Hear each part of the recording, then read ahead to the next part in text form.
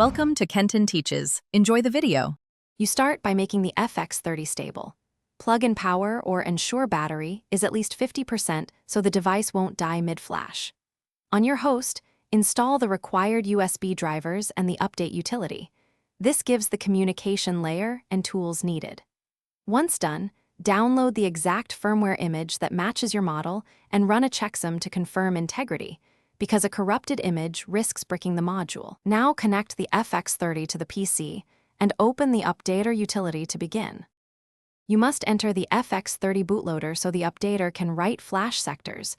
Use the device-specific recovery key sequence and watch the status LED so you know it's in the right mode. On the PC, select the verified firmware file in the updater and choose the flash or update action. The tool will erase and write partitions in sequence. As it runs, monitor progress and read logs for CRC or permission errors, because catching problems early prevents partial flashes that cause boot failures.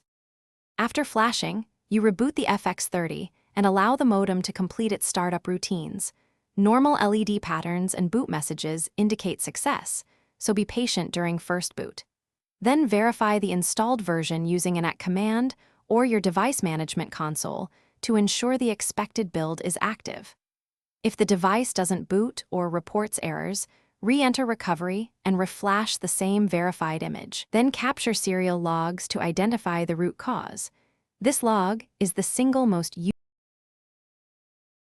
Thanks for watching. Please subscribe if this video was helpful.